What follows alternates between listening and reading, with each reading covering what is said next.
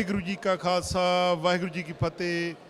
गुरु प्यारिओ, Sikh channel की समुची team पहुंची है गुरुद्वारा ग्लैनवुड, गुरुद्वारा साहब ग्लैनवुड, सिडनी आस्ट्रेलिया।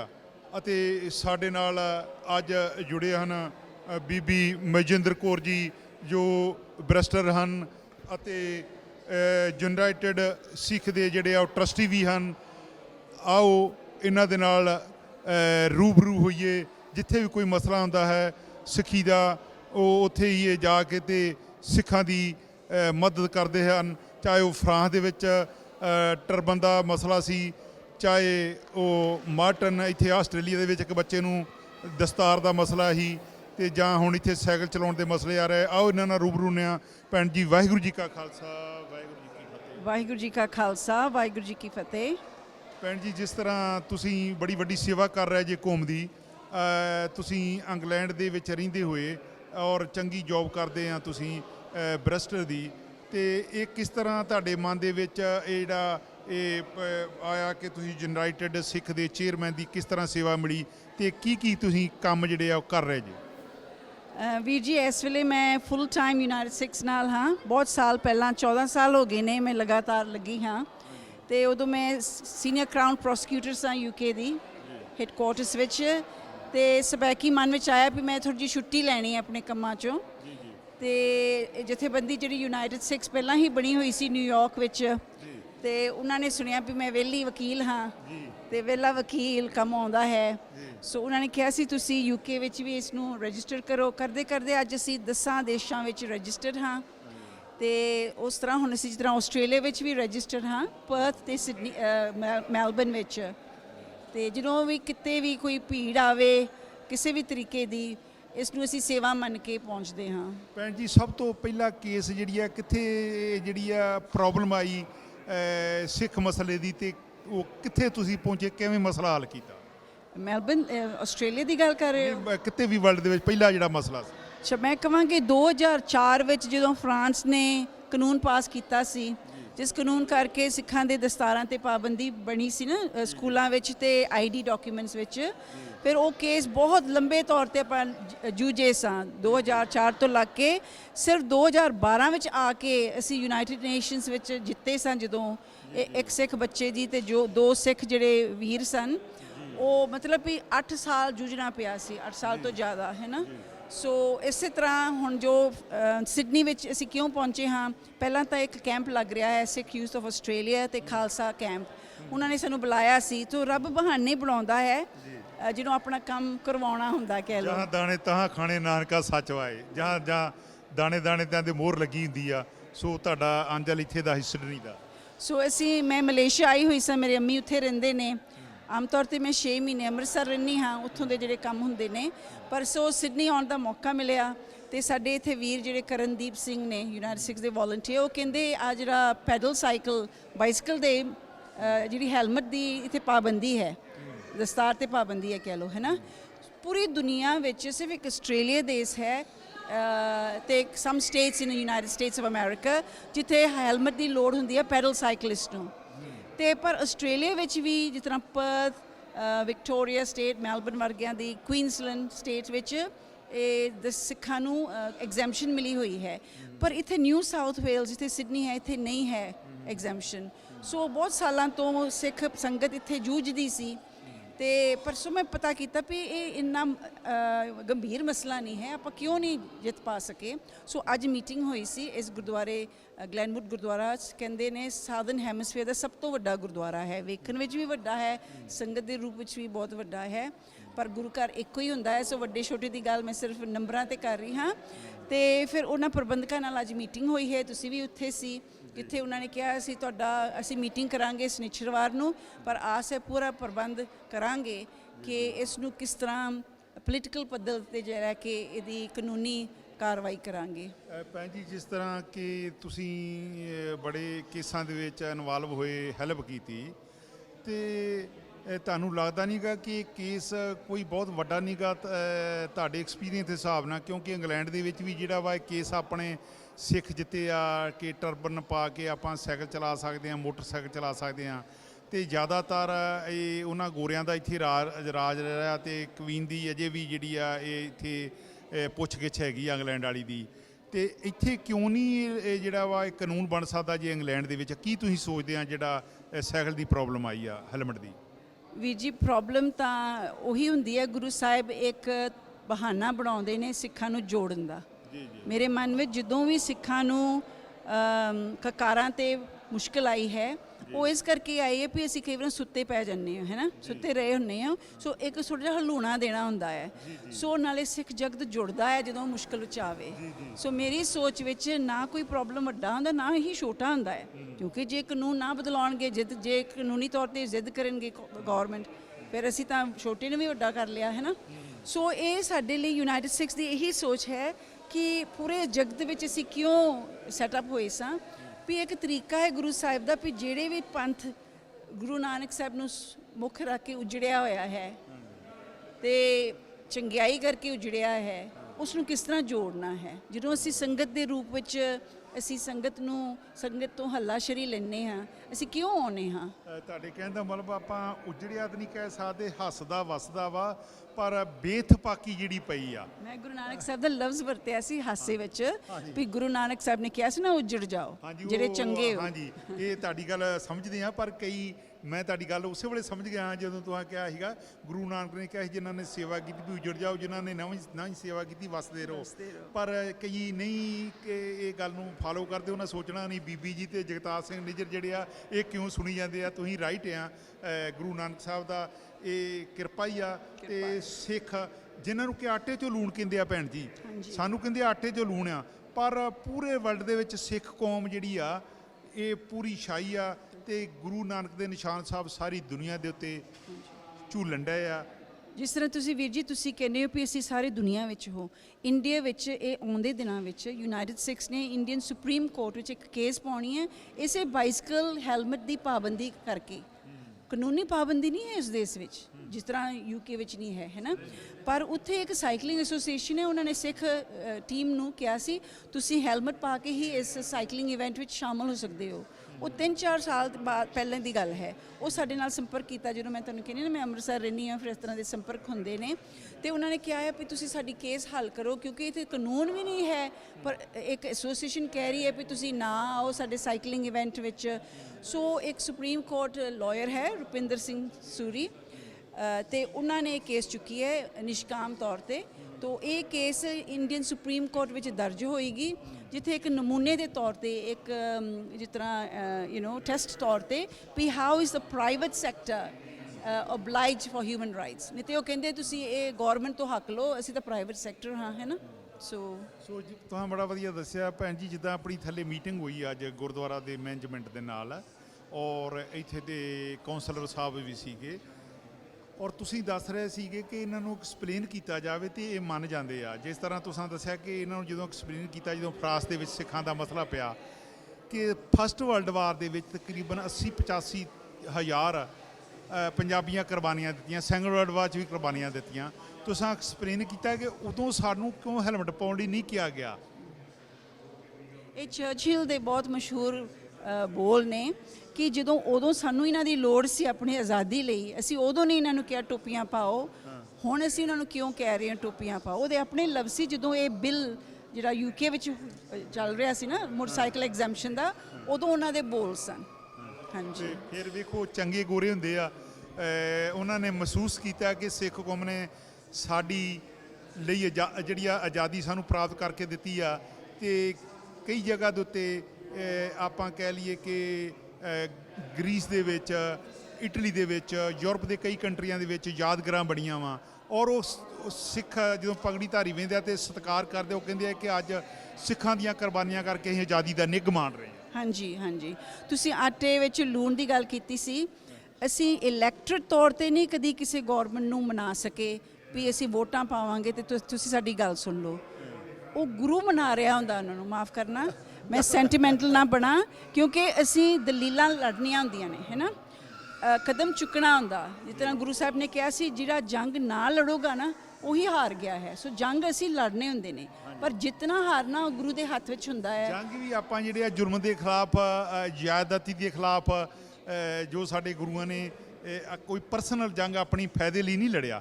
ਸੋ ਸੱਚੇ ਸੁੱਚੇ ਸਿੱਖ ਵੀ ਜਿਹੜਾ ਵਾ, ਆਪਾਂ ਵੇਖੋ ਦਸਤਾਰ ਦਾ ਮਸਲਾ ਇਹ ਪਰਸਨਲ ਨਹੀਂ ਗਾ, ਇੱਕ ਸਾਡਾ ਰਾਈਟ ਆ ਇਹ, ਤੇ ਜੇ ਅਸੀਂ ਕੁਰਬਾਨੀਆਂ ਨਾਲ ਹੀ ਦੇ ਸਕਦੇ ਹਾਂ ਬਿਨਾਂ ਹੈਲਮਟ ਤੋਂ, ਤੇ ਅਸੀਂ ਕਿਉਂ ਨਹੀਂ ਜੀ ਸਕਦੇ ਜੇ ਇਹਨਾਂ ਨੂੰ ਆਜ਼ਾਦੀ ਦਿਵਾ ਕੇ। ਸੋ ਭੈਣ ਜੀ ਇੱਥੇ ਵੀ ਆਸਟ੍ਰੇਲੀਆ ਜਿੱਥੇ ਆਪਾਂ ਖੜੇ ਹਾਂ ਇਸ ਦੇਸ਼ ਦੇ ਵਿੱਚ, ਇੱਥੇ ਵੀ ਇੱਕ ਕਿਸੇ ਸ਼ਹਿਰ ਦੇ ਵਿੱਚ ਪ੍ਰੋਬਲਮ ਆਈ ਸੀ ਦਸਤਾਰਧਾਰੀ ਬੱਚੇ ਨੂੰ, ਉਹਦੇ ਬਾਰੇ ਥੋੜ੍ਹਾ ਜਿਹਾ ਦੱਸੋ, ਕਿਹੜਾ ਸ਼ਹਿਰ ਸੀ ਉਹ ਤੇ ਉਹ ਕੀ ਪ੍ਰੋਬਲਮ ਆਈ ਸੀ? ਹਾਂਜੀ, ਪਿਛਲੇ 1 ਸਾਲ ਪਹਿਲਾਂ ਇੱਕ 5 ਸਾਲ ਦਾ ਬੱਚਾ ਸੀ, ਸਿੱਧਕ ਸਿੰਘ, ਮੈਲਬਨ ਦੀ ਗੱਲ ਹੈ। ਉਸ ਬੱਚੇ ਦੇ ਮਾਪਿਓ ਹੁਣੇ UK ਤੋਂ ਆਏ ਸਨ, ਤੇ ਬੱਚਾ ਵੱਡਾ ਸਕੂਲ ਜਾਣ ਦੀ ਉਮਰ ਹੋਈ ਉਹਦੀ, ਤੇ ਉਹਨਾਂ ਮਾਪਿਓ ਨੇ ਆਪਣੇ ਬੱਚੇ ਨੂੰ ਆਪਣੇ ਘਰ ਦੇ ਲਾਗੇ ਸਕੂਲ ਸੀ ਜਿਹੜਾ ਉੱਥੇ ਪਾਉਣਾ ਸੀ, ਉਹ ਕ੍ਰਿਸਚੀਅਨ ਸਕੂਲ ਸੀ, ਸਬੈਕੀ ਚੰਗਾ ਸਕੂਲ ਸੀ ਪਰ ਘਰ ਦੇ ਲਾਗੇ ਸੀ, ਤੇ ਉਹ ਦਰਜ ਕਰਨਗੇ ਤੇ ਉਹ ਕਹਿੰਦੇ ਨਹੀਂ ਤੁਹਾਡੇ ਬੱਚੇ ਦੇ ਸਿਰ ਤੇ ਪਟਕਾ ਹੈ, ਤੇ ਸਾਡੇ ਸਕੂਲ ਦੇ ਯੂਨੀਫਾਰਮ ਹੈ ਵੀ ਸ਼ਾਰਟ ਹੈ ਹੋਣੇ ਚਾਹੀਦੇ ਆ, ਤੇ ਸਿਰ ਤੇ ਕੋਈ ਗੈਰ ਕ੍ਰਿਸਚੀਅਨ ਦਾ ਕੋਈ ਵੀ ਹੈਡ ਡਰੈਸ ਨਹੀਂ ਹੋ ਸਕਦਾ। ਇਹਦਾ ਮਤਲਬ ਵੀ ਉਹ ਕ੍ਰਿਸਚੀਅਨ ਸਕੂਲ ਸੀ? ਹਾਂਜੀ, ਕ੍ਰਿਸਚੀਅਨ ਸਕੂਲ ਸੀ। ਤੇ ਫਿਰ ਉਹ ਜਿਹੜੀ ਪਿਓ ਸੀ ਉਹਨਾਂ ਨੂੰ ਨਾ ਹੋ ਗਈ, ਉਹਨਾਂ ਵੇਖੋ ਉਹ ਬਹਾਦਰੀ ਉਸ ਸਿੱਖ ਦੀ, ਉਹ ਸਿੱਖ ਪਹਿਲਾਂ ਅੰਮ੍ਰਿਤਸਰੋਂ UK ਗਿਆ, ਆਪਣਾ IT ਦਾ ਕੰਮ ਕਰਦਾ ਕਰਦਾ ਮੈਲਬਨ ਪਹੁੰਚਿਆ, ਉਹਨੂੰ ਆ ਪਾਬੰਦੀ ਲੱਗੀ ਆਪਣੇ ਬੱਚੇ ਦੇ ਕਰਕੇ, ਤੇ ਉਹ ਡਟ ਕੇ ਖੜਾ ਹੋਇਆ, ਉਹਦੇ ਨਾਲ ਕੋਈ ਜਥੇਬੰਦੀ ਨਹੀਂ ਸੀ, ਇੱਕ ਸਿੱਖ ਦੀ ਉਹ ਸ਼ਕਤੀ ਹੈ, ਉਹਦੇ ਨਾਲ ਗੁਰੂ ਸੀ। ਬਿਲਕੁਲ ਇੱਕ ਸ਼ਕਤੀ ਹੈ ਗੁਰੂ ਦੀ, ਜਿਸ ਕਰਕੇ ਉਹੀ ਮੈਂ ਅੱਜ ਸੰਗਤ ਦੇ ਰੂਪ ਵਿੱਚ ਦੱਸਿਆ ਸੀ ਨਾ ਵੀ ਇਹ ਸਿੱਖ ਦੀ ਜਿਹੜੀ ਦਸਤਾਰ ਹੈ ਨਾ, ਇਹਦਾ ਜਿਹੜਾ ਜਿਹੜੀ ਡਾਟਸ ਜਿਹੜੇ ਜੁਆਇਨ ਕਰਨ ਦੇ ਆ ਵੀ ਦਸਤਾਰ ਇਬਾਦਤ ਕਰਕੇ ਮਿਲਦੀ ਹੈ ਜਾਂ ਇਬਾਦਤ ਕਰਕੇ ਨਾਲ ਦਸਤਾਰ ਨਾਲ ਇਬਾਦਤ ਕਰੀਦੀ ਹੈ, ਫਿਰ ਇਬਾਦਤ ਤੋਂ ਬਾਅਦ ਇਹ ਸ਼ਹਾਦਤ ਬਣਦੀ ਹੈ। ਸੋ ਦਸਤਾਰ ਸਿਰਫ ਇੱਕ ਪਹਿਰਾਵਾ ਨਹੀਂ ਹੈ, ਅਸੀਂ ਕਹਿੰਦੇ ਨਾ ਵੀ ਇੱਕ ਧਾਰਮਿਕ ਚਿੰਨ੍ਹ ਹੈ, ਪਰ ਇਹਦਾ ਜਿਹੜਾ ਪ੍ਰਤੀਕ ਦੇ ਤੌਰ ਤੇ ਵੀ ਸਮਝੋ ਵੀ ਇਹ ਦਸਤਾਰ ਦੇ ਕਰਕੇ ਜਿੱਥੇ ਖੜਾ ਹੋਣਾ ਪੈਂਦਾ ਹੈ ਨਾ ਸੱਚਾਈ ਦੇ ਪਿੱਛੇ ਜਾਂ ਕਾਨੂੰਨੀ ਤੌਰ ਤੇ, ਉਹ ਇੱਕ ਬੰਦੇ ਨੂੰ ਘੜਦੀ ਹੈ, ਇੱਕ ਸਿੱਖ ਨੂੰ ਬਣਾਉਂਦੀ ਹੈ, ਇੱਕ ਸੱਚੇ ਸੁੱਚੇ ਸਿੱਖ ਨੂੰ ਬਣਾਉਂਦੀ ਹੈ। ਤੁਸੀਂ ਬੜੀ ਵਧੀਆ ਗੱਲ ਕੀਤੀ, ਗੱਲ ਦਸਤਾਰ ਦੀ ਕਰ ਰਹੇ ਜੇ ਕਿ ਦਸਤਾਰ ਬਾਰੇ ਜਿਹੜੀ ਆ ਅਵੇਅਰਨੈਸ ਲਿਆਉਣੀ ਬੜੀ ਜ਼ਰੂਰੀ ਆ, ਤਾਂ ਕਿ ਜਿੱਥੇ ਆਪਾਂ ਆਪਣੇ ਧਰਮ 'ਚ ਅਵੇਅਰਨੈਸ ਲਿਆਉਂਦੇ ਹਾਂ ਉੱਥੇ ਇਹਨਾਂ ਨੂੰ ਵੀ ਜਿਹੜੀ ਆ ਆਪਾਂ ਨੂੰ ਜਾਣਕਾਰੀ ਦੇਣੀ ਚਾਹੀਦੀ ਹੈ ਦਸਤਾਰ ਕੀ ਆ।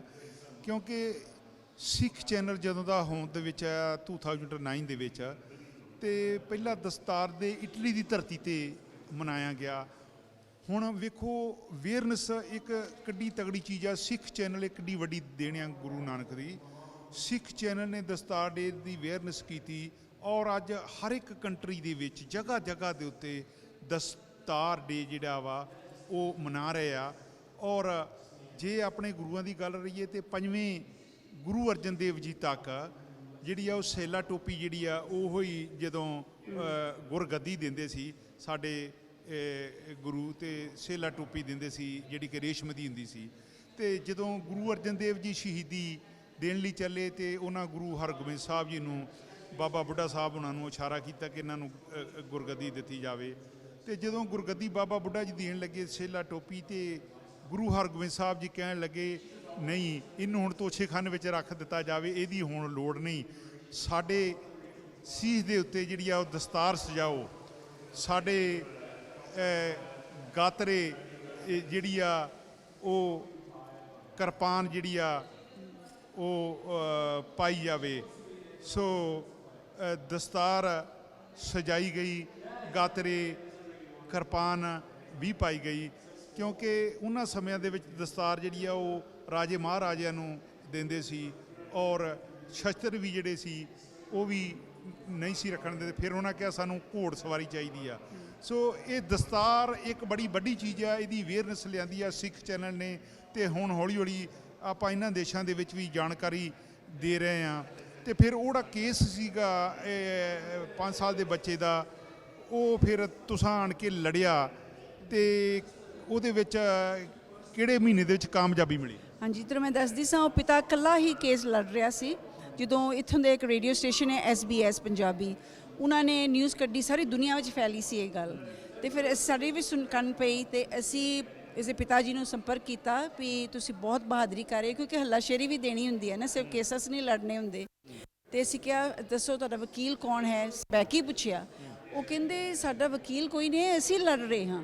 ਉਹਦੀ ਬਹਾਦਰੀ ਵੇਖੋ, ਇੱਕ ਮੁੱਦਾ ਚੁੱਕਣਾ ਤੇ ਉਸ ਤੋਂ ਬਾਅਦ ਮੁੱਦਾ ਆਪ ਲੜਨਾ। ਪਰ ਤੁਸੀਂ ਸਮਝਦੇ ਨਹੀਂ ਕਿ ਜਿਹੜਾ ਸਿੱਖ ਕੌਮ ਦਾ ਮਸਲਾ ਵੀ ਉਹਦੇ ਵਿੱਚ ਸਿੱਖਾਂ ਨੂੰ ਵੀ ਹੈਲਪ ਕਰਨੀ ਚਾਹੀਦੀ ਆ। ਅਸੀਂ ਕਿਉਂ ਸੋਚਦੇ ਹਾਂ ਵੀ ਜਿਹਦੇ 'ਤੇ ਵਿਪਤਾ ਪੈਂਦੀ ਆ, ਚਾਹੇ ਉਹ ਸ੍ਰੀ ਸਾਹਿਬ ਦੀ ਪੈਂਦੀ ਆ, ਚਾਹੇ ਦਸਤਾਰ ਦੀ ਪੈਂਦੀ ਆ, ਅਸੀਂ ਕਿਉਂ ਸਮਝਦੇ ਹਾਂ ਵੀ ਇਹਦਾ ਪਰਸਨਲ ਮਸਲਾ, ਉਹਨੂੰ ਕਿਉਂ ਅਸੀਂ ਸਾਰੀ ਸਿੱਖ ਕੌਮ ਦਾ ਮਸਲਾ ਕਿਉਂ ਨਹੀਂ ਸਮਝਦੇ? ਨਹੀਂ, ਮੈਂ ਕਹਿਣਾ ਚਾਹੁੰਦੀ ਹਾਂ ਵੀ ਉਹਨੇ ਕਿਸ ਤਰ੍ਹਾਂ ਉਹਨਾਂ ਦੀ ਬਹਾਦਰੀ ਵੇਖੋ ਵੀ ਕੁਝ ਡਰੇ ਨਹੀਂ ਵੀ ਇਹ ਬਹੁਤ ਗੰਭੀਰ ਮਸਲਾ ਵੀ ਮੈਂ ਕਿਸ ਤਰ੍ਹਾਂ ਚੁੱਕਾਂਗਾ। ਉਹ ਚੁੱਕ ਰਹੇ ਸਨ। ਅਸੀਂ ਉਹਨਾਂ ਨੂੰ ਸੰਪਰਕ ਕੀਤਾ, ਅਸੀਂ ਕਿਹਾ ਨਹੀਂ ਤੁਸੀਂ ਬਹੁਤ ਬਹਾਦਰ ਹੋ, ਪਰ ਇਹ ਬਹੁਤ ਗੰਭੀਰ ਮਸਲਾ, ਕਾਨੂੰਨੀ ਮਸਲਾ ਹੈ, ਸਾਨੂੰ ਸੇਵਾ ਦਿਓ। ਸੋ ਫਿਰ ਉਹਨਾਂ ਨੇ ਕਿਹਾ ਅੱਛਾ ਤੁਸੀਂ ਲੱਭੋ ਸਾਡੇ ਲਈ ਵਕੀਲ। ਸੋ ਅਸੀਂ ਇੱਥੋਂ ਦੇ ਬਹੁਤ ਵੱਡਾ ਮਹਿਕਮਾ ਆ ਵਕੀਲਾਂ ਦਾ, ਤੇ ਫ੍ਰੀ ਹੀਲਸ ਕਰਕੇ ਉਹਨਾਂ ਦਾ ਨਾਂ ਹੈ, ਤੇ ਉਹਨਾਂ ਨੇ ਇਹ ਨਿਸ਼ਕਾਮ ਕੀਤਾ। ਯੂਨਾਈਟਿਡ ਸਿੱਖਸ ਦਾ ਇੱਕ ਤਰੀਕਾ ਹੈ ਅਸੀਂ ਵਕੀਲਾਂ ਨੂੰ ਕਿਸ ਤਰ੍ਹਾਂ ਜੋੜ ਲੈਂਦੇ ਹਾਂ। ਜਿਸ ਤਰ੍ਹਾਂ ਮੈਂ ਵਕੀਲ ਹਾਂ, ਅਸੀਂ ਨਿਸ਼ਕਾਮ ਕਰਦੇ ਹਾਂ, ਤਾਂ ਸਿੱਖ ਹੋਣ ਕਰਕੇ ਕਰਦੇ ਹਾਂ, ਪਰ ਸਾਡੇ ਕੋਲ ਇੱਕ ਨੈਟਵਰਕ ਹੈ ਜਿੱਥੇ ਅਸੀਂ ਗੈਰ ਸਿੱਖਾਂ ਨੂੰ ਵੀ ਨੈਟਵਰਕ ਕਰ ਲੈਂਦੇ ਹਾਂ। ਸੋ ਉਹ ਕੇਸ ਵੱਲ ਲੜੀ। ਜੁਲਾਈ ਵਿੱਚ ਮੈਂ ਮੈਲਬਨ ਆਈ ਸਾਂ ਉਹ ਸੁਣਵਾਈ ਲਈ, ਤੇ ਟ੍ਰਾਈਬਿਊਨਲ ਦੇ ਚੀਫ ਨੇ ਉਹ ਕੇਸ ਦੀ ਜਿਹੜੀ ਜੱਜਮੈਂਟ ਸੀ ਡਿਲੇ ਕੀਤੀ। ਸਤੰਬਰ ਵਿੱਚ ਉਹਨੇ ਸੁਣਾਇਆ ਕਿ ਉਹ ਸਕੂਲ ਨੇ ਉਲੰਘਣਾ ਕੀਤੀ ਸੀ ਕਾਨੂੰਨੀ ਤੌਰ 'ਤੇ, ਕਿ ਉਹਨਾਂ ਨੇ ਡਿਸਕ੍ਰਿਮੀਨੇਸ਼ਨ ਕੀਤਾ ਸੀ 5 ਸਾਲ ਦੇ ਬੱਚੇ 'ਤੇ। ਸੋ ਉਸ ਕੇਸ ਦਾ ਜਿਹੜਾ ਨਿਚੋੜ ਹੈ, ਉਸ ਦਾ ਰਿਜ਼ਲਟ ਇਹ ਹੈ ਕਿ ਉਸ ਸਕੂਲ ਨੇ ਅੱਜ ਉਸ ਆਪਣੇ ਯੂਨੀਫਾਰਮ ਸਕੂਲ ਦੇ ਰੂਲਸ ਬਦਲਾਏ, ਤੇ ਉਸ ਬੱਚੇ ਨੂੰ ਹੁਣ ਫਰਵਰੀ ਵਿੱਚ ਜਦੋਂ ਨਵਾਂ ਸਾਲ ਸ਼ੁਰੂ ਹੋਣਾ ਬੱਚੇ ਦਾ, ਉਹਨੂੰ ਦਰਜ ਕਰ ਰਹੇ ਨੇ। ਇਹ ਬੜੀ ਤੁਹਾਡੀ ਜਿੱਤੇ ਆ, ਗੁਰੂ ਨੇ ਕਿਰਪਾ ਕੀਤੀ ਆ। ਜਿੱਤੇ ਆ ਤੁਸੀਂ ਕਿਹਾ ਸੀ ਤੁਹਾਡੇ ਕੋਲ ਗੁਰੂ ਸੇਵਾ ਲੈ ਰਿਹਾ। ਜਿਹੜਾ ਆਉਣ ਵਾਲੇ ਫਿਊਚਰ ਦੇ ਵਿੱਚ ਤੁਸੀਂ ਕੀ ਸੋਚਦੇ ਆ, ਇਹ ਯੂਨਾਈਟਿਡ ਸਿੱਖ ਕਿਹੋ ਜਿਹੇ ਜਿਹੜੇ ਆ ਇਹ ਕੰਮ ਜਿਹੜੀ ਕਰਨ ਜਾ ਰਹੀ ਹੈ, ਇਹਦੇ ਬਾਰੇ ਸੰਗਤਾਂ ਨੂੰ ਜਾਣਕਾਰੀ ਦਿਓ। ਤੁਹਾਨੂੰ ਇਸ ਵਕਤ ਵਰਲਡ ਵਾਈਡ ਜਿਹੜਾ ਵੇਖਿਆ ਜਾ ਰਿਹਾ। ਵੇਖੋ ਜਿਹੜਾ ਦਸਤਾਰ ਜਿਹੜੇ ਕਕਾਰਾਂ ਦਾ ਮਸਲਾ ਹੈ ਨਾ, ਉਹ ਹਰ ਇੱਕ ਦੇਸ਼ ਵਿੱਚ ਇੱਕੋ ਹੀ ਹੈ। ਦਸਤਾਰ ਹੈ, ਭਾਵੇਂ ਫਰਾਂਸ ਦੀ ਦਸਤਾਰ ਹੈ, ਭਾਵੇਂ ਆਸਟ੍ਰੇਲੀਆ ਦੀ ਦਸਤਾਰ ਹੈ। ਤੁਹਾਨੂੰ ਪਤਾ ਇਟਲੀ ਦੇ ਵਿੱਚ ਵੀ ਇੱਕ ਮਸਲਾ ਸੀਗਾ ਉਹ ਸਿੱਖ ਨੂੰ ਸ੍ਰੀ ਸਾਹਿਬ ਦਾ, ਉਹਦੇ ਬਾਰੇ ਵੀ ਤੁਸੀਂ ਕੋਈ ਕਨਫਰਮ ਕੀਤਾ? ਹਾਂਜੀ, ਇਟਲੀ ਵਿੱਚ ਪ੍ਰੋਬਲਮ ਇਹ ਹੈ ਕਿ ਉੱਥੇ ਅਸੀਂ ਕੋਸ਼ਿਸ਼ ਕੀਤੀ ਸੀ ਸੰਗਤ ਦੀ ਮਦਦ ਕਰਨ ਦੀ, ਪਰ ਅਜੇ ਅਸੀਂ ਪੱਲੇ ਨਹੀਂ ਅਜੇ ਕੁਝ ਪਿਆ। ਰੱਬ ਇੱਕ ਦਿਨ ਮਦਦ ਦੇਵੇਗਾ ਤੇ ਸੇਵਾ ਮਿਲੇਗੀ, ਤੇ ਅਸੀਂ ਉਸ ਸੰਗਤ ਦੀ ਵੀ ਸੇਵਾ ਦੇ ਵਿੱਚ ਹੱਥ ਵਟਾਵਾਂਗੇ, ਕਿਉਂਕਿ ਇਟਲੀ ਵਿੱਚ ਦਸਤਾਰ ਦਾ ਵੀ ਮਸਲਾ ਹੈ ਹੁਣ, ਆਈਡੀ ਫੋਟੋ ਦਾ, ਹੈ ਨਾ। ਤੇ ਮੈਂ ਸੁਣਿਆ ਖਬਰਾਂ ਵਿੱਚ ਆ ਰਿਹਾ ਸੀ ਵੀ ਇਟਲੀ ਵਿੱਚ ਜੋ ਫੋਰਸਡ ਲੇਬਰ ਹੈ, ਲੋ ਵੇਜਸ ਤੇ ਜੋ ਹੋ ਰਿਹਾ ਹੈ, ਉਹਦਾ ਵੀ ਮਸਲਾ ਠੀਕ ਹੱਲ ਹੋਣਾ ਚਾਹੀਦਾ ਹੈ। ਸੋ ਅਸੀਂ ਚੱਕਰਵਰਤੀ ਤੌਰ 'ਤੇ ਸੇਵਾ ਕਰਦੇ ਹਾਂ। ਤੁਸੀਂ ਪੁੱਛਿਆ ਸੀ ਯੂਨਾਈਟਿਡ ਸਿੱਖਸ ਦੀ ਕੀ ਆਸ ਹੈ। ਸਾਡੀ ਆਸ ਹੈ ਕਿ ਹਰ ਇੱਕ ਸਿੱਖ ਖੜਾ ਹੋ ਸਕਦਾ ਹੈ ਆਪਣੇ ਆਪ ਲਈ, ਤੇ ਹਾਂ ਸ਼ਸਤਰ ਤੇ ਸ਼ਾਸਤਰ ਦਾ ਸਾਥ ਲੈ ਕੇ ਅਸੀਂ ਉਸ ਨੂੰ ਸਾਥ ਦੇਣਾ, ਤੇ ਅਸੀਂ ਹਰ ਇੱਕ ਮਸਲੇ ਨੂੰ ਹੱਲ ਕਰ ਸਕਦੇ ਹਾਂ, ਭਾਵੇਂ ਉਹ ਇੰਡੀਆ ਵਿੱਚ ਦਸਤਾਰ ਦਾ ਮਸਲਾ ਹੋਵੇ, ਸਵੀਡਨ ਵਿੱਚ ਹੋਵੇ, ਜਾਂ ਇਟਲੀ ਵਿੱਚ ਹੋਵੇ। ਗੁਰੂ ਕਿਰਪਾ ਨਾਲ ਤੇ ਥਪਾਕ ਨਾਲ ਇੱਕ ਟੇਬਲ ਤੇ ਬੈਠ ਕੇ ਤੇ ਹਰ ਇੱਕ ਮਸਲਾ ਜਿਹੜਾ ਹੱਲ ਹੋ ਸਕਦਾ ਵਾ। ਜਿਸ ਤਰ੍ਹਾਂ ਤੁਸੀਂ ਅੱਜ ਸੁਣਿਆ ਸੀ, ਕਮੇਟੀ ਬੈਠੀ ਸੀ ਨਾ, ਉਹਨਾਂ ਨੇ ਕਿਹਾ ਸੀ ਅਸੀਂ ਅੱਗੇ ਲੱਗਦੇ ਹਾਂ, ਜਿਹੜੇ ਪੋਲੀਟੀਕਲ ਲੌਬਿੰਗ ਕਰਨੀ ਹੈ, ਤੁਸੀਂ ਵਕਾਲਤ ਦਾ ਕੰਮ ਕਰੋ। ਇਹ ਸਾਂਝੀਵਾਲਤਾ ਸਾਨੂੰ ਚਾਹੀਦੀ ਹੈ, ਨਹੀਂ ਤੇ ਅਸੀਂ ਕੁਝ ਆਪ ਕਰਦੇ ਹੋਵਾਂਗੇ, ਗੁਰਦੁਆਰੇ ਵਾਲੇ ਕੁਝ ਆਪ ਕਰਦੇ। ਵੇਖੋ ਹਰ ਇੱਕ ਸਿੱਖ ਜਥੇਬੰਦੀ ਇੱਕ ਸੇਵਾਦਾਰ ਹੈ ਗੁਰੂ ਘਰ ਦੀ, ਕਿਉਂਕਿ ਸਾਡਾ ਧੁਰਾ ਗੁਰਦੁਆਰਾ ਹੈ। ਅਸੀਂ ਜਥੇਬੰਦੀਆਂ ਨੂੰ ਬਣਾ ਲੈਂਦੇ ਹਾਂ ਕਾਨੂੰਨੀ ਤੌਰ 'ਤੇ, ਕਿਉਂਕਿ ਲੋੜ ਪੈਂਦੀ ਹੈ, ਕੋਈ ਰਜਿਸਟ੍ਰੇਸ਼ਨ ਕਰਨੀ ਪੈਂਦੀ ਹੈ, ਹੈ ਨਾ, ਪਰ ਅਖੀਰ ਵਿੱਚ ਸੇਵਾ ਕਿਸ ਦੀ ਕਰ ਰਹੇ ਹੁੰਦੇ ਆ? ਸੰਗਤ ਦੀ। ਤੇ ਸੰਗਤ ਦਾ ਰੂਪ ਕੀ ਹੈ? ਗੁਰਦੁਆਰਾ। ਭੈਣ ਜੀ, ਸੇਵਾ ਸੰਗਤ ਦੀ ਜਿਹੜੀ ਆ ਉਹ ਬਿਨਾਂ ਕਿਰਪਾ ਤੋਂ ਨਹੀਂ ਹੁੰਦੀ। ਗੁਰ ਕੀ ਸੇਵਾ ਸੋ ਕਰੀ ਜਿਸ ਆਪ ਕਰਾਵੇ। ਤੇ ਹੋਰ ਜਿਸ ਤਰ੍ਹਾਂ ਤੁਸੀਂ ਦੱਸਿਆ ਵੀ ਆਉਣ ਵਾਲੇ ਫਿਊਚਰ ਦੇ ਵਿੱਚ ਬੜਾ ਕੁਛ ਕਰ ਰਹੇ ਆ, ਕੌਮ ਦੇ ਵਾਸਤੇ ਜਿਹੜਾ ਕਰਦਾ ਵਾ ਉਹਦੀ ਸ਼ਾਬਾਸ਼ ਵੀ ਕਰਨੀ ਚਾਹੀਦੀ ਆ। ਜਿੱਦਾਂ ਤੁਹਾਨੂੰ ਪਤਾ ਵਾ ਕਿ ਸਾਕਾ ਸਰਹੰਦ ਜਿਹੜਾ ਸਿੱਖ ਚੈਨਲ 'ਤੇ ਚੱਲਿਆ, 5 ਚੈਰਿਟੀਆਂ ਜਿਹੜੀਆਂ ਇੰਗਲੈਂਡ ਦੇ ਵਿੱਚ ਉਹ ਇਕੱਠੀਆਂ ਹੋ ਕੇ ਉਹਨਾਂ ਨੇ ਇੱਕ ਇਤਿਹਾਸ ਦੁਹਰਾਇਆ। ਸੰਗਤਾਂ ਕਹਿੰਦੀਆਂ ਕਿ ਇਹ ਪਹਿਲਾਂ 50-60 ਸਾਲ ਪਹਿਲਾਂ ਕੰਮ ਹੋਣਾ ਚਾਹੀਦਾ ਸੀ, ਪਰ ਫਿਰ ਵੀ ਦੇਰ ਆਏ ਦਰੁਸਤ ਆਏ। 5 ਨੌਜਵਾਨ ਜਿਹੜੀਆਂ ਚੈਰਿਟੀਆਂ ਵਾ ਉਹਨਾਂ ਨੇ ਰਲ ਕੇ ਜਿਹੜਾ ਮਾਤਾ ਗੁਜਰ ਕੌਰ ਜੀ ਜਿੱਦਾਂ ਬੱਚਿਆਂ ਨੂੰ ਸਿੱਖਿਆ ਦਿੰਦੀ ਸੀ, ਇੱਕ ਬੰਨੇ ਕਚਹਿਰੀ ਸੀ ਸੂਬੇ ਸਰਹੰਦ ਦੀ, ਇੱਕ ਬੰਨੇ ਮਾਤਾ ਗੁਜਰ ਕੌਰ ਠੰਡੇ ਬੁਰਜ ਸੀ, ਉਹ ਸਾਰੀ ਜਿਹੜਾ ਪ੍ਰੈਕਟੀਕਲ ਦੇ ਤੌਰ 'ਤੇ ਇੱਕ ਜਿਹੜਾ ਸਾਡਾ ਇਤਿਹਾਸ ਦੁਹਰਾਇਆ ਜਾਵੇ। ਸਮੈਧਕ ਗੁਰਦੁਆਰੇ 5 ਚੈਰਿਟੀਆਂ ਨੇ ਠੰਡ ਦੇ ਵਿੱਚ ਜਿਹੜਾ ਸੀ ਉਹ ਰਹੇ ਆ ਬੱਚੇ, ਲੇਡੀਜ਼। 26 ਤਰੀਕ ਦੀ ਰਾਤ ਨੂੰ 10 ਵੀ ਉੱਥੇ ਸੀ। ਉਹ ਗੱਲ ਸੀ ਚਲਾਂ ਤਾਂ ਭਿੱਜੇ ਕੰਬਲੀ ਰਾਹਾਂ ਤਾਂ ਟੁੱਟੇ ਨੇਹੋਂ। ਸਨੋ ਪੈ ਰਹੀ ਸੀ ਇੱਥੋਂ ਤੱਕ ਕਿ ਸਾਰੀ ਸੰਗਤ ਦੇ ਉੱਤੇ ਸਨੋ ਪੈ ਰਹੀ ਸੀ, ਥੱਲਿਓਂ ਵੀ ਗਿੱਲਾ ਸੀ।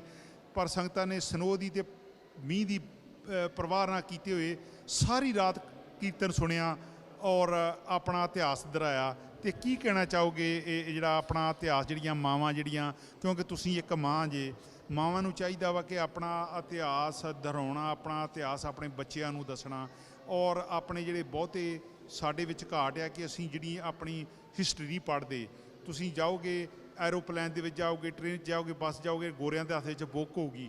ਅਸੀਂ ਇਸ ਗੱਲੋਂ ਮਾਰ ਖਾਂਦੇ ਹਾਂ ਕਿ ਅਸੀਂ ਸਾਡਾ ਐਡਾ ਵੱਡਾ ਇਤਿਹਾਸ ਅਸੀਂ ਉਹ ਕਿਉਂ ਨਹੀਂ ਪੜ੍ਹ ਕੇ ਬੱਚਿਆਂ ਨੂੰ ਸੁਣਾਉਂਦੇ, ਜਾਂ ਬੱਚੇ ਸਾਡੇ ਕਿਉਂ ਨਹੀਂ ਪੜ੍ਹਦੇ। ਮੈਂ ਕਹਾਂਗੀ ਤੁਸੀਂ ਮਾਂ ਦੀ ਗੱਲ ਕੀਤੀ, ਮਾਂ ਦੀ ਬੋਲੀ ਸਮਝ ਲਈਏ ਤੇ ਫੜ ਲਈਏ, ਉਹ ਸਭ ਕੁਝ ਆ ਜਾਏਗਾ। ਕਿਉਂਕਿ ਮਾਂ ਦੀ ਬੋਲੀ ਦੋ ਤਰ੍ਹਾਂ ਦੀ, ਇੱਕ ਬੋਲ ਵਿੱਚ ਬੋਲੀ, ਇੱਕ ਜਿਹੜੀ ਸੋਚ ਵਿੱਚ ਬੋਲੀ ਹੁੰਦੀ ਹੈ ਨਾ। Words, the words of your mother means the advice of your mother as well as her speech। ਸੋ ਮਾਂ ਬੋਲੀ ਸਾਡੀ ਪੰਜਾਬੀ ਹੈ। ਪੰਜਾਬੀ ਵਿੱਚ ਬਹੁਤ ਸਾਰਾ ਜਿਹੜਾ ਸਾਡਾ ਇਤਿਹਾਸ ਦਾ ਸਮਾਨ ਹੈ ਕਹਿ ਲਓ, ਅਜੇ ਪੰਜਾਬੀ ਵਿੱਚ ਹੈ। ਜੇ ਅਸੀਂ ਕਵਾਂਗੇ ਨਹੀਂ ਅਸੀਂ ਅੰਗਰੇਜ਼ੀ ਟਰਾਂਸਲੇਸ਼ਨ ਕਰ ਲਾਂਗੇ, ਤੁਹਾਨੂੰ ਤਾਂ ਮੈਨੂੰ ਪਤਾ ਹੈ ਵੀ ਅੰਗਰੇਜ਼ੀ ਟਰਾਂਸਲੇਸ਼ਨ ਅੱਜ ਤੱਕ ਸ੍ਰੀ ਗੁਰੂ ਗ੍ਰੰਥ ਸਾਹਿਬ ਜੀ ਦਾ ਉਸ ਸਵਾਦ ਦਾ ਨਹੀਂ ਕਦੀ ਵੇਖਿਆ। ਵਾਹ ਜੀ ਵਾਹ, ਬੜੀ ਤਗੜੀ ਤੁਹਾਂ ਗੱਲ ਕੀਤੀ ਆ ਕਿ ਮਾਂ ਬੋਲੀ ਜਿਹੜੀ ਆ ਉਹ ਬੜੀ ਤਗੜੀ ਚੀਜ਼ ਆ। ਮਾਂ ਬੋਲੀ ਜਿਹੜੀ ਆ ਉਹ ਭੁੱਲਣੀ ਨਹੀਂ ਚਾਹੀਦੀ। ਤੇ ਭੈਣ ਜੀ ਤੁਸੀਂ ਵਿਚਰਦੇ ਜੇ ਜਿੱਦਾਂ ਫਰਾਂਸ ਦੇ ਵਿੱਚ ਦਸਤਾਰ ਦੀ ਪ੍ਰੋਬਲਮ ਆਈ ਸਕੂਲ ਦੇ ਵਿੱਚ, ਉਹ ਹੱਲ ਕੀਤੀ ਔਰ ਸਿੱਖ ਚੈਨਲ ਨੇ ਉਹਨੂੰ ਹਾਈਲਾਈਟ ਕੀਤਾ। ਇੱਥੇ ਵੀ ਜਿਹੜਾ ਕੇਸ ਹੋਇਆ ਉਹ ਵੀ ਹਾਈਲਾਈਟ ਹੋਇਆ। ਹੋਰ ਵੀ ਜਿੱਦਾਂ ਕੋਈ ਪ੍ਰੋਬਲਮ ਆਉਂਦੀ ਆ ਜਿੱਦਾਂ ਸਾਈਕਲ ਦੀ, ਸਿੱਖ ਚੈਨਲ ਜਿਹੜਾ ਵਰਲਡ ਦੇ ਵਿੱਚ ਜਿੱਥੇ ਜਿੱਥੇ ਕੋਈ ਮੁੱਦੇ ਹੁੰਦੇ ਆ ਉਹਨੂੰ ਉਹ ਜਾਗਰੂਕ ਕਰਦਾ, ਅਵੇਅਰਨੈਸ ਲਿਆਉਂਦਾ ਵਰਲਡ ਦੇ ਵਿੱਚ। ਤੇ ਸਿੱਖ ਚੈਨਲ ਬਾਰੇ ਤੁਸੀਂ ਕੀ ਕਹਿਣਾ ਚਾਹੋਗੇ? ਜੇ 2004 ਵਿੱਚ ਜਦੋਂ ਫਰਾਂਸ ਦਾ ਮੁੱਦਾ ਸੀ, ਜੇ ਸਿੱਖ ਚੈਨਲ ਹੁੰਦਾ ਅਸੀਂ ਸ਼ਾਇਦ ਪਤਾ ਨਹੀਂ ਕਿੱਥੇ ਕਿੱਥੇ ਲੈ ਕੇ ਕੇਸ ਲੈ ਕੇ ਜਾਣੇ ਸਕਦੇ ਸਾਂ। ਉਦੋਂ ਅਸੀਂ ਇੱਕ ਪਟੀਸ਼ਨ, ਗਲੋਬਲ ਪਟੀਸ਼ਨ ਕੀਤਾ ਸੀ। ਅੱਜ ਕੱਲ੍ਹ ਦੇ ਬਹੁਤ ਵਸੀਲੇ ਨੇ, ਟੈਲੀਵਿਜ਼ਨ ਇੱਕ ਹੈ, ਸਿੱਖ ਚੈਨਲ ਵਾਂਗੂ ਹੋਰ ਕਈ ਵੀ ਚੈਨਲ ਨੇ, ਪਰ ਜੋ ਸਿੱਖ ਚੈਨਲ ਨੇ ਤਰੱਕੀ ਕੀਤੀ ਹੈ ਉਹ ਤਰੱਕੀ ਬਹਾਦਰੀ ਦੀ ਹੈ। Thank you. ਜਿਹੜੇ ਵੀਰ ਜੀ ਦਵਿੰਦਰ ਸਿੰਘ ਨੇ, ਤੁਸੀਂ ਉਹਨਾਂ ਨੂੰ ਜਾਣਦੇ? ਪਤਾ ਹੈ ਉਹ ਸਾਡੇ ਵਕੀਲ ਨੇ। ਹਾਂਜੀ। ਸੋ ਇਹ ਵੀ ਇੱਕ ਬੜੀ ਸੇਵਾ ਲਈ ਉਹਨਾਂ ਦੇ ਕੋਲੋਂ ਅਕਾਲ ਪੁਰਖ ਨੇ ਕਿ ਇੱਕ ਪਹਿਲਾ ਜਿਹੜਾ ਮੀਡੀਆ ਆ ਸਿੱਖ ਚੈਨਲ, ਉਹ ਗੱਲ ਵੱਖਰੀ ਆ ਕਿ ਅਸੀਂ ਸਾਰੇ ਚੈਨਲਾਂ ਦਾ ਧੰਨਵਾਦ ਕਰਦੇ ਹਾਂ। ਇੱਥੋਂ ਤਾਈਂ ਕਿ ਉਹਨੂੰ ਵੀ ਸਜਦਾ ਕਰਦੇ ਜਿਹੜੀ ਪੰਜਾਬੀ ਸਾਡੀ ਅਖਬਾਰ ਆ। ਪਰ ਜਦੋਂ ਭੈਣ ਜੀ ਕੋਈ ਪਹਿਲਾ ਕੰਮ ਚਲਾਈਏ ਕੋਈ ਵੀ ਆ, ਉਹਦੇ ਵਿੱਚ ਬੜੀਆਂ ਡਿਫੀਕਲਟਾਂ ਆਉਂਦੀਆਂ, ਬੜਾ ਖਰਚਾ ਆਉਂਦਾ ਵਾ। ਮੁੜ ਕੇ ਚੱਲਦੇ ਨੂੰ ਚਲਾਈ ਜਾਣਾ ਜਿੱਦਾਂ ਦੇ ਆ ਕਿ ਨਕਲ ਕਰਕੇ ਤੇ ਹਰ ਕੋਈ ਕੰਮ ਕਰ ਸਕਦਾ ਵਾ। ਤੇ ਪਰ ਇਹ ਵੀ ਬੜਾ ਇੱਕ ਉਦਮ ਆ ਤੁਹਾਡੇ ਵੀਰ ਦਵਿੰਦਰ ਸਿੰਘ ਬਲਦਾ, ਜਿਨ੍ਹਾਂ ਨੇ ਕਿ ਇੱਕ ਵੱਡਾ ਉਪਰਾਲਾ ਕਰਕੇ ਆਪਾਂ ਨੂੰ ਇੱਕ ਮੀਡੀਆ ਸਿੱਖ ਚੈਨਲ ਦਿੱਤਾ। ਤੇ ਅੱਜ ਉਸੇ ਮੀਡੀਆ ਦੀ ਦੇਣ ਆ ਕਿ ਆਪਾਂ ਆਸਟ੍ਰੇਲੀਆ ਦੇ ਵਿੱਚ, ਤੁਸੀਂ ਵੀ ਇੰਗਲੈਂਡ ਦੇ ਆ, ਯੂਨਾਈਟਿਡ ਸਿੱਖ ਉੱਥੇ, ਤੇ ਮੈਂ ਵੀ ਉੱਥੋਂ ਇੰਗਲੈਂਡ ਤੋਂ ਸਿੱਖ ਚੈਨਲ ਤੋਂ ਆਇਆ। ਤੇ ਇਹ ਮੀਡੀਆ ਰਾਹੀਂ ਅੱਜ ਆਪਾਂ ਨੂੰ ਆਸਟ੍ਰੇਲੀਆ ਦੇ ਵਿੱਚ ਆਪਾਂ ਇੰਟਰੋਡਕਸ਼ਨ ਕਰ ਰਹੇ ਹਾਂ ਤੇ ਸਾਰੀ ਦੁਨੀਆ ਵੇਖ ਰਹੀ ਆ। ਸੋ ਮੀਡੀਆ ਦਾ ਵੀ ਸਾਰਿਆਂ ਨੂੰ ਜਿਹੜਾ ਵਾ ਉਹ ਸਾਥ ਦੇਣਾ ਚਾਹੀਦਾ ਵਾ, ਤਾਂ ਕਿ ਆਪਾਂ ਹੋਰ ਜ਼ਿਆਦਾ ਜਿਹੜਾ ਸੰਗਤਾਂ ਨੂੰ ਸਿੱਖੀ ਦੇ ਨਾਲ ਜੋੜ ਸਕੀਏ। ਭੈਣ ਜੀ ਅਖੀਰ ਦੇ ਵਿੱਚ ਉਹ ਕੋਈ ਗੱਲ ਜਿਹੜੀ ਮੇਰੇ ਕੋਲ ਪੁੱਛੀ ਨਾ ਗਈ ਹੋਵੇ, ਤੁਸੀਂ ਕਹਿਣਾ ਚਾਹੁੰਦੇ ਹੋ, ਤੇ ਫਿਰ ਆਪਾਂ ਸਮਾਪਤੀ ਕਰੀਏ। ਮੈਂ ਇਹੀ ਕਹਿਣਾ ਚਾਹੁੰਦੀ ਹਾਂ ਕਿ ਅਸੀਂ ਖੁਸ਼ਕਿਸਮਤ ਹਾਂ ਕਿ ਜੇ ਗੁਰੂ ਸਾਹਿਬ ਆਪਣੀ ਉਦਾਸੀਆਂ ਵਿੱਚੋਂ ਸਾਨੂੰ ਇਹ ਸਿਖਾ ਗਏ ਕਿ ਵੀ ਇੱਕ ਥਾਂ ਟਿਕ ਕੇ ਨਹੀਂ ਬਹਿਣਾ। ਜੇ ਤੁਹਾਡੇ ਵਿੱਚ ਕੁਝ ਹੈ, ਤੁਸੀਂ ਆਪਣਾ ਗੁਣ ਜਿਸ ਤਰ੍ਹਾਂ ਵੀ ਹੈ ਸੇਵਾ ਲੈ ਕੇ ਕਿਤੇ ਜਾਣੀ ਹੈ। ਸੋ ਉਸੇ ਤਰ੍ਹਾਂ ਸਿੱਖ ਪੰਥ, ਅੱਜ ਕੋਈ ਦੇਸ਼ ਨਹੀਂ ਹੋਏਗਾ ਜਿੱਥੇ ਕੋਈ ਸਿੱਖ ਨਾ ਹੋਏਗਾ। ਸੋ ਉਹ ਸਾਡੀ ਇੱਕ ਦੇਣ ਹੈ ਕਿ ਵੀ ਅਸੀਂ ਇੱਕ ਐਸੀ ਕੌਮ ਹਾਂ ਜਿਹਦਾ ਕੋਈ ਹੱਦ ਨਹੀਂ ਹੈ। A nation without borders. Nation without borders ਇੱਕ ਕਮੀ ਨਹੀਂ ਹੈ। ਨੇਸ਼ਨ ਵਿਦਆਊਟ ਬਾਰਡਰਸ ਇੱਕ ਸਾਡਾ ਗੁਣ ਹੈ। ਸੋ ਇਸ ਗੁਣ ਨੂੰ ਅਸੀਂ ਇੱਕ ਐਸੇ ਲੈਵਲ ਪੱਧਰ 'ਤੇ ਲੈ ਕੇ ਜਾਈਏ ਕਿ ਅਸੀਂ ਜਿੱਥੇ ਵੀ ਗੁਰੂ ਨਾਨਕ ਸਾਹਿਬ ਦੀ ਚੰਗਿਆਈ ਹੈ, ਅਸੀਂ ਫੁੱਲ ਦੀ ਸੁਗੰਧਤ ਵਾਂਗੂ ਅਸੀਂ ਇਸ ਨੂੰ ਫੈਲਾਈਏ। ਭੈਣ ਜੀ ਤੁਹਾਡਾ ਬਹੁਤ ਬਹੁਤ ਥੈਂਕ ਯੂ। ਤੇ ਇਸੇ ਤਰ੍ਹਾਂ ਹੀ ਸਮੇਂ ਸਿਰ ਫਿਰ ਤੁਹਾਡੇ ਨਾਲ ਤੁਹਾਡੀ ਜਿਹੜੀ ਆ ਇੰਟਰਵਿਊ ਲੈਂਦੇ ਰਵਾਂਗੇ। ਤੇ ਮਾਲਕ ਕਿਰਪਾ ਕਰੇ ਤੁਸੀਂ ਇਸੇ ਤਰ੍ਹਾਂ ਸਿੱਖ ਕੌਮ ਦੇ ਜਿਹੜੇ ਆ ਮਸਲੇ ਉਹਨਾਂ ਨੂੰ ਹੱਲ ਕਰਦੇ ਰਹੋ, ਤੇ ਗੁਰੂ ਕਿਰਪਾ ਕਰੇ ਤੁਹਾਨੂੰ ਹੋਰ ਸੇਵਾ ਦਾ ਬਲ ਬਖਸ਼ੇ। ਹੋਈਆਂ ਭੁੱਲਾਂ ਚੁੱਕਾਂ ਦੀ ਮਾਫੀ। ਵਾਹਿਗੁਰੂ ਜੀ ਕਾ ਖਾਲਸਾ, ਵਾਹਿਗੁਰੂ ਜੀ ਕੀ ਫਤਿਹ।